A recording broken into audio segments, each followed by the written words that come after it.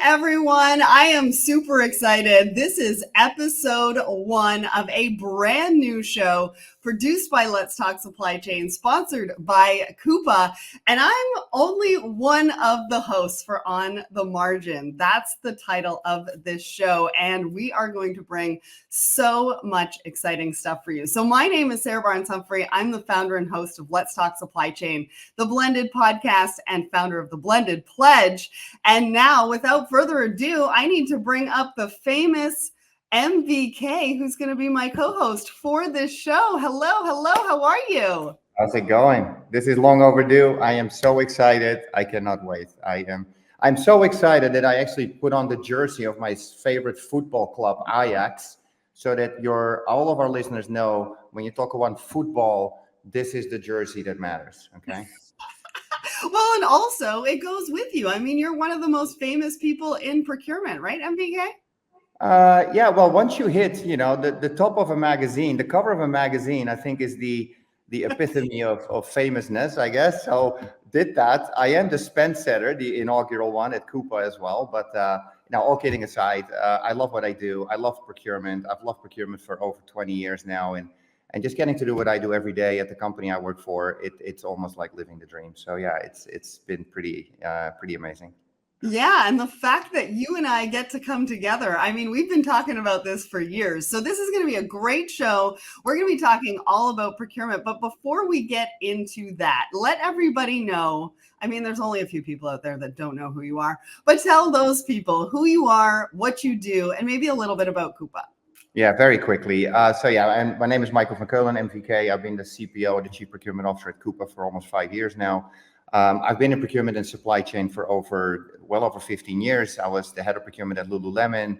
I helped the company scale and grow to what it is today, which is a $10 billion global apparel company.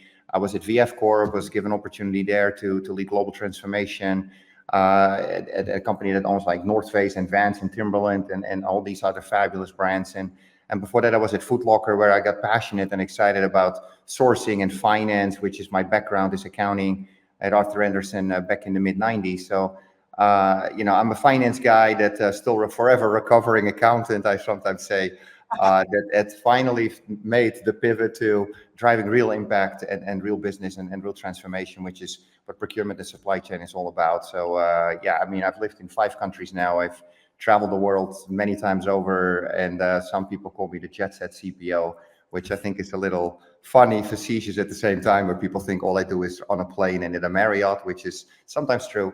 But yeah, I love what I do at Coupa. Coupa is the leader in total spend management. We've been doing this for over a decade. We help companies multiply their margins. We can talk about that. We've got fabulous customers. We're about to be joined by one of my personal favorites, to be honest, and a strategic partner to us as well.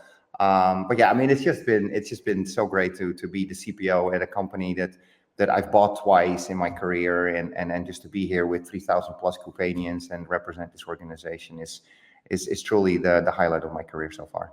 Well, and you're just so passionate, like you ooze passion for procurement and spend management. So we named this show On the Margins. Talk to us about what people can expect. I know we've got a really great guest coming up.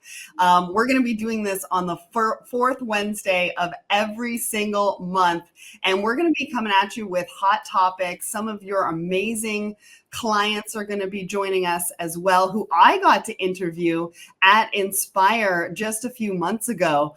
And it was incredible to hear their stories and their passion for procurement and what you're doing over at Coupa. So talk to us about what On the Margins mean. What can people expect from this show? Yeah, I think we're just going to be talking about a variety of topics, hot topics that we're working on, maybe some disruption that's happening. How do we combat inflation? How do we optimize our operating models in our organizations? How do we extract more value out of the spend, de-risk supply chain, ESG, diversity? There's so much to talk about. We're going to pick a topic at every single fourth Wednesday of the month. It could be a hot topic. It could just be an underutilized topic in procurement. We're going to bring not just customers, but it could be a thought leader, it could be an economist, it could be a whole bunch of different people that we're going to bring on. And the intent is to make it light, make it fun, which is not hard with you on there. But to just make it light and fun. There's so much out there, so much content. I think the intent of us is to kind of make it light, make it a little bit funny, sometimes facetious, maybe talk about some scars, maybe therapy, but to make it light and to make it fun. This is not about selling Coupa. This is really about us, the profession that we love, that we are passionate about. And hopefully we get to inspire some people to bring some of what we're talking about, bring it back into their own organizations and take their own procurement and their own profession and their own careers to the next level. And if we achieve that over the next months, as we mature and as we learn and hear from our listeners, I think mission accomplished. Well, plus we're going to have trivia at the end of the show. So you need to listen carefully throughout the show because we're going to be asking you a question and we have some amazing giveaways. So stay tuned because that is coming. And just for fun, there was a question that I was asking some people when I was at Inspire just a few months ago. And it was, which is the most expense, Dunkin' or Starbucks? And I don't think anybody would be surprised to hear that Starbucks is the most expensed item in procurement. Did that kind of surprise you? I mean, it didn't really surprise me, but I thought it was a question. We are here to have fun and to be a little facetious. I am European. I am a coffee snob, as some people in Europe are. And truth be told, that I never go to Starbucks. Oh, see, I always have to go to Starbucks because I need coconut milk. Yeah, no, I understand. I mean, of course, the brand and what the company has done is amazing. But I'd rather have a double espresso at a local barista in Italy than to go to Starbucks. I mean, and it's just, it's taste and it's, I just, as a coffee snob, I don't think you go to Starbucks. But if you want a triple macchiato latte with extra foam and an extra, you go to Starbucks. No, I love it. I love it. And so, we're going to have trivia. We're going to have giveaways. And you just talked about therapy. I hope you're going to take the therapist role because I have a sign back in my home office that says, I'm not your therapist. I don't want to take on that role. So I hope I was talking about procurement therapy. All the other stuff, I'm still learning myself. So. Well, you never know what you're going to get on this show, so you're going to have to tune in every single month to see. All right, now it's time to bring up our guest. Now, Jen is from Salesforce, and you're going to be doing a little bit of an introduction. I will give everybody a little bit of a tidbit. Make sure you listen for the next few minutes because it might come up at the end of the show. All right, Jen. Welcome to On the Margins. How are you today? I'm great. How are you? Thanks for having me. Good. It's super awesome to have you here and talking about the topic that we're going to be talking about today. So MVK, do a little bit of an introduction. Tell us about Jen and your relationship with Jen and Salesforce and all of that good stuff. Yeah, when we were brainstorming and saying, hey, who should be the inaugural guest on our show? Honestly, Jen, you were the first one that came up for me. I know you're passionate about ESG, building teams. You're passionate about procurement. You've been in procurement for a very long time. Little less than me, but but you've been doing this for a while. And of course, we are strategically extremely important for each other from a partnership perspective, but also on a personal level. The first time I met you and when you got into your role and we'll talk about that in a second. But it was very easy for us to come up with who should be the first person on this podcast. And so we're really honored. Such a privilege to have you here. Super honored to be here. Thanks very much. So why don't you tell everybody who you are, what you do, and how you got in touch with MVK? What's the story behind it? Sure. So I am Jen Browne. I'm based in San Francisco. I have the pleasure of being the Chief Procurement Officer at Salesforce. Been with the company for 11 and a half years now, running different parts of procurement along the way. And then about 2.5 years ago, I was appointed to Chief Procurement Officer, and we, Coupa and Salesforce have been partners for a long time on both sides. We use each other's technology, and I've been really familiar with Coupa and how it's helped our growth over the years and how Coupa has grown over the years. And Michael was, super welcoming and just cold reached out to me when I took the job and just welcomed me into the position in the community. And I thought that was so nice to do. And I really appreciated his time and effort to do that. Wow. Cold outreach actually works, everybody. But Hey, being cold calls. Well, let me rephrase. Let me be clear. Cold calls, CPO to CPO, absolutely fine. Cold calls, sales to CPOs, yeah, different. Okay, and then we met for lunch after that and hit it off, and it was great. And I've been to the Coupa conference, and so we see each other at industry events all the time. But yeah, it was a really nice welcome into the space, and it's all history from there. And it was great food. I remember where you yes. took me. Really delicious. So yeah, it was good lunch. I enjoyed it. Well, I absolutely love to hear it. Now, the topic that we're talking about today is the number one thing companies need to combat shrinking margins. Now, MVK, before I get to Jen and ask how would you define margin erosion, why is this topic so important? Why did we want to pick this one for the first show? Yeah, look, I mean, there is a whole bunch of stuff going on in the macro. There is all sorts of stuff, from geopolitical unrest to climate change to inflation to interest rates, monetary policies. Elections are coming up. There is a bunch of stuff going on. And it's hard for us in procurement to have any sort of influence on what's happening. But what we can do is to think about how are we reacting and responding to whatever scenario is out there. How do we have the right visibility and controls and mechanisms in place? How do we have the right strategic partnerships with our suppliers and, equally important, our internal stakeholders? What are our objectives? Where are we growing? That is really what is at the heart of procurement. And how we identify this margin erosion zone is, where are you operating today, and where should you or could you be operating if you have the right blend between people, process, technology, if you operationalize yourselves appropriately. And that's why on the margins is really what that means is where can procurement really help our companies achieve their strategic objectives faster, with less resource, more efficiently, and ultimately drive more value out of the spend. I mean, that's ultimately what we want. It's not about cutting cost. And I know, Jenny, you and I fundamentally agree there. And I'd love for you to of course chime in. That's really what this on the margins is about. That's what margin multiplier is all about. Is come on, let's raise the bar and let's support our companies irrespective of what goes on in the outside world. Mm-hmm. Yeah. So Jen, talk to us about that. Do you agree with that? How do you define margin erosion?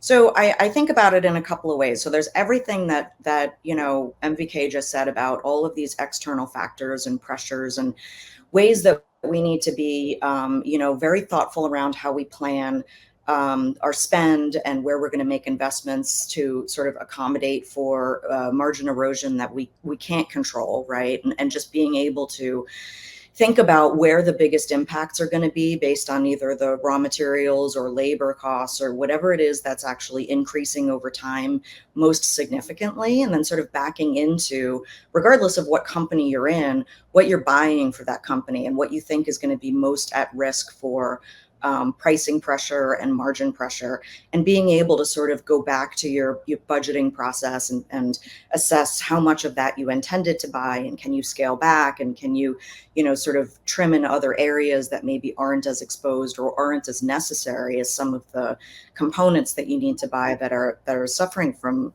some of the margin pressure. But then there's another way I think about it also, and this has been something that's top of mind for me in the company that I work for, because we've been on such a growth journey for the last 25 years, is that a lot of margin erosion comes from just the speed in which you need to operate, in procurement and then in every other part of the company.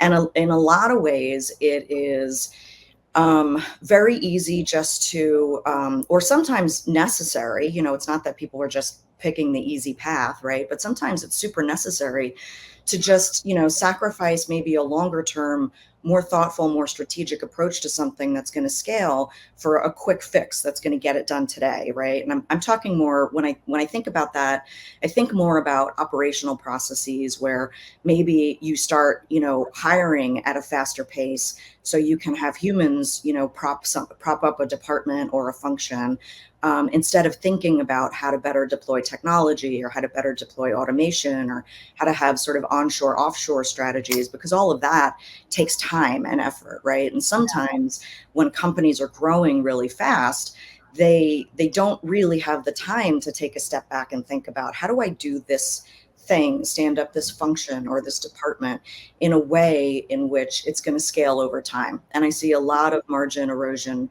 happen in that growth period as well, just in company structure.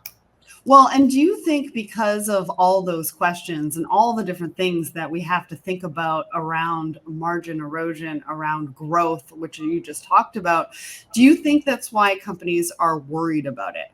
And if they're not worried about it right now, should they be?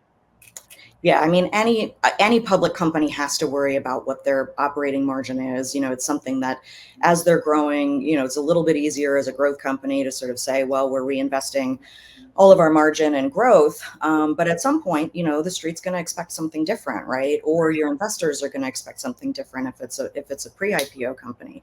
So, there has to be, and it's a difficult thing to unwind once you stand up a function or a department. If we're talking about sort of the human capital part of margin erosion, if you stand up a function and you didn't have the time to stand it up in a way that's going to scale from a cost perspective over time as you grow, then that is a little harder to unwind. And it's not impossible. Everybody does it all the time, right? But you have to be very intentional and take a step back and sort of, then build out that plan and structure it and roll it out in a way that makes sense, that's not disruptive to the organization.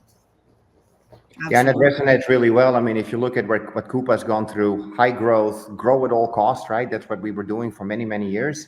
Of course, that changed a few years ago. And so that totally resonates. Even with ourselves internally, we are in the middle of redefining our own business process, our own people, our own process, and our own technology. What do we need if we want to continue to scale? We want to scale to a 2 billion and ultimately 5 billion. We're a little bit behind Salesforce. That is our holy grail, though. But I mean, that totally resonates with me, and that's exactly what we're going through right now as we speak at Coupa internally. So yeah, totally agree. So then what strategies have you embraced maybe as a leader at Salesforce to combat some of that margin erosion? Can you share with some of that with us? Because this goes into best practices and how other leaders can sort of implement in their own organizations. Yeah, absolutely. So I have a little bit of an easy answer because of where I work. So the first answer is going to be technology. And in a lot of ways, either with, our partnership with Coupa or technology that we use with trusted partners or technology that we develop and deploy, sort of a part of Salesforce's bread and butter has always been workflow management and our ability to very easily with clicks, not code, be able to stand up technology solutions that can help us, right? That can speed things up and scale. And I think about, something that I'm building out right now that, as we're thinking about the imperative and the necessity of building out a level of completeness as it relates to our third-party sort of risk and governance and oversight, which is a hot topic in every boardroom and every company, every technology company.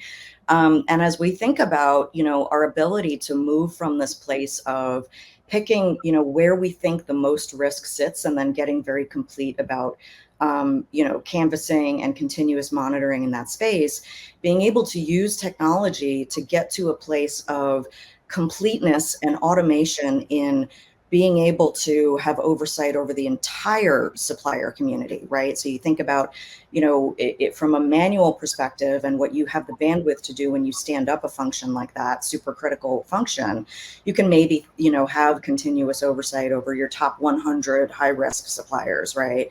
Or high risk engagements.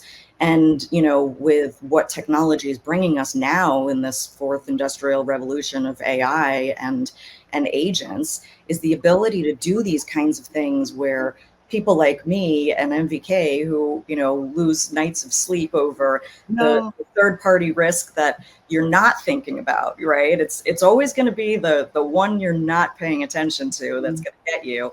This technology brings us to a place where we can do all of it, right? We can take the entire supplier community and put them through the same rigor and same oversight. And so technology is the first and sort of easiest answer. And I recognize that depending on what company and what industry you're in, that might not be as available to you as it is to me, but I am going to capitalize on it and use it as often as I can for as long as I'm here. But then, the other thing that I think about, and I think we've done a really good job of this over the years at Salesforce. And I take credit for some of the block and tackle, but the vision was really set out by CPOs before me in this role at Salesforce. But really being able to real time sort of balance load between what happens in our headquarters offices from a sourcing and procurement support perspective and what we use offshore partners and offshore resources to do for some of the more transactional work. And I see a lot of companies that grow and are very successful over time at building great sourcing and procurement organizations. And then they have to, at some point in their growth, sort of pause, take a step back and think about how they shift a lot of the more transactional work to lower cost, centers, providers, shared services. And we've been on that journey from the beginning. So it's really interesting when I take a look back at when I first started. Our headquarters team is roughly the same size as it was 10 years ago, 11 years ago. And we've just been, as we've grown in the beginning of that journey, we deployed a strategy where we were always checking ourselves and making sure that we were load balancing the work. Yeah, that's amazing. And that, again, resonates really well. I mean, of course, I came from retail, for those of you, the people that listen to what my intro was. Slightly different a little bit, but still very fundamentally the same, where technology helps you simplify, remove administrative complexity, especially for the stores, and just really allow them to optimize the resources that we have in doing what they do best, which is, in Salesforce's case, of course, build fabulous technology. In Lulu's case, service the guests that come into the stores and want to be converted, and ideally buy black stretchy yoga pants and maybe some add-on shirts and other stuff as well. But the point I'm trying to make here is, like, removing administrative complexity allows you to really optimize the resources that you have at your disposal. So I mean, it really resonates, and I think it works across industries. So that makes total sense. Look, Jen, one of the things I always love to talk about is to talk a little bit about scars, and not maybe literally scars, because that maybe is a little crazy, but like, what kind of things have you seen did not work well? I mean, of course, you've had a fabulous career. You're at the height of your career. You work for a fabulous company. But what were some of the maybe one thing that you said, hey, I tried this and that was just a complete disaster? Yeah, there are plenty to choose from. Anybody who pretends that they haven't had a whole bunch of failures along the way is not being honest about it, or they just weren't paying attention. Or they haven't tried hard enough. Right. They didn't go out far enough on that limb to have it break. Yeah. But, I would say probably one of the first learnings, and it has stayed with me mainly because of how traumatic it was, but it stayed with me because it was really important. It was an important learning, mainly because it was born out of the mistakes that I made in this area were born out of the best of intentions, right? And it was born out of all of those things about yourself that you think are really admirable qualities, like your ability to really, tough it out and to push the boulder up the hill and to make hard things happen and get complicated projects across the finish line. But when I came in, I had there was just sort of this awakening in the company of some of the designations that we had to have, FedRAMP, High Trust, et cetera, to be able to sell cloud product to the federal government or to banking institutions. And we needed to have a system that where we could, vet all of our suppliers in many different ways, right? So it was more, we needed something more than just a supplier onboarding tool. We really needed like a compliance vetting tool that was going to be able to help us have, you know, a trackable, auditable review that we could then go back to either see what some of the open items were from a risk perspective that we want to have mitigated over time, or just, you know, demonstrate to auditors that, you know, everybody has gone through this very rigorous, detailed review of architecture stack and penetration testing and technology reviews and all of the things that we need to do with, you know, trust and data information, customer data as our number one priority as a company, right? So it hit on the tuning fork of all of the things that are most important to us as a company, which is trust and securing data and making sure that our customers' data is secure. So I needed to put this process in place. I had sort of inherited a tool that was already, you know, signed for, and we just really hadn't started implementation. Now, I probably tried to push that boulder up the hill for about 18 months to 2 years, I would say.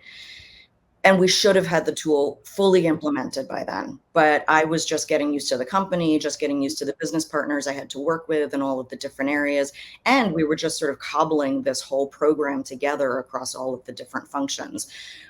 So, you know, probably 5 or 6 times during the that I would call it 2 years, 2-year period, the CPO at the time sat me down and asked me, like, is this the right partner? Like, is this the right provider? Do you want to just call it and maybe look at something else? And I was like, no, I can make this work. And lo and behold, it was probably at the 18-month mark. I think we, you know, it took us about 2 years to spin up a follow-up relationship that ended up being very quick to execute, very successful. We were super happy. But it was probably at that 18-month mark where I sat down and I was like, self, you have to stop considering this a personal failure. The failure has been that you have hung on to this for way longer than you should have. You should have called a year ago. You were, you know, you have all the support that you need from your boss, from your leadership. They've been very kindly and supportively asking you if you wanted an out. There was no glory in trying to make this happen. So that's one that stuck with me because there are so many similar situations where, you know, what was it? The brilliant poet Kenny Rogers said, "You have to know when to hold him and know when to fold him." And that was a really time-consuming lesson in not being willing to fold them early enough. Yeah, as much as in procurement, being loyal, and I've made similar mistakes. Yeah, if it makes you feel any better, you know, loyalty, trust, you know, those things are really important. Resilience, and you know, like just going at it and being relentless almost. Yeah. And don't let that muddy your judgment. And Yep. sometimes you have to trust your gut, right? Yeah. But no, that totally resonates with me, and I can. It's not my for to share, but I mean, I can totally relate to that. Well, And it was this existential battle between all of these qualities that you know are good qualities, but an outcome that just was not going to happen. like kind of put a square into a round hole type thing. I really appreciate you sharing that story because I know that a lot of our audience are going to be able to resonate with that and know that they're not alone because, you know, these things happen all the time. Now, I know we are winding this down, but before you go, what's one thing procurement leaders can start doing differently now to combat margin erosion? Just one thing, one really quick thing. This is going to sound like a shameless plug, so it's not meant to be. But regardless of what tool, what partner, what company you use, learning as much as you can right now about the capabilities that AI agents and AI deployment in product that you're considering implementing or product that you could potentially leverage in your department, but also on behalf of your company, right? So when you're working with your CIO and you're considering software products that you're going to buy, you know, not at all a plug because everybody who, you know, knows what they're doing right now is incorporating AI into their product. it's very quickly going to become table stakes in the technology industry. A lot of product is going to be developed AI native. And so educating yourself on what the capabilities are, what's real, what is commercially viable right now versus what's still an idea, and getting really crisp on that is probably the best use of a CPO's time right now. I love that. Well, Jen, thank you so much for coming on the show and sharing so many incredible insights. Make sure you go and follow Jennifer Browne from Salesforce over on LinkedIn. I hope that's okay. Yes, of course. All right. We'll see you again soon because we got to have you back for all those stories. Absolutely. I'm sure I'll have more to share. They come up all the time. You have to remember what Kenny Rogers said. All right. Well, now, thank you, Jen. We'll see you later. Thanks, Jen. So now we're transitioning very quickly over to trivia because we know we're coming up on time. So the question that we have for everybody, and get ready because the first person who answers this correctly in the comments is going to win a pickleball set. I mean, pickleball has blown up all over the globe. We know you want one. So hopefully you've been listening and make sure you put that in the comments, your answer in the comments. So the question is, how did MBK and Jennifer meet? Go. Put your answer in the comments and we will be announcing the winner after the show ends. So stay tuned, stay in the comments. We will tag you and we will tag the winner very, very, very shortly. All right, MBK, wrap us up. Yeah, very cool. Yeah, well, look, thanks everyone for joining us. Sarah, such a pleasure. I'm so excited. Jen, thanks again. I mean, she is a rock star, trailblazer. Highly encourage everyone to follow her. The work that Salesforce is doing, of course, I mean, we all know, but super, super impressed and really appreciative. Look, please join us next month. We hope this is resonating. We will be exploring more overlooked aspects of procurement, supply chain, finance, IT, revealing insights, advice on how to achieve profitability, durable growth, and obviously make our margins multiply. Awesome. Well, thanks everybody for joining us. Go and visit coupa.com/on-the-margins for more and make sure that you don't miss the next episode. We can't wait to see you. We want to hear from you. Reach out to either myself or MBK and we'll see you again soon. Bye everyone.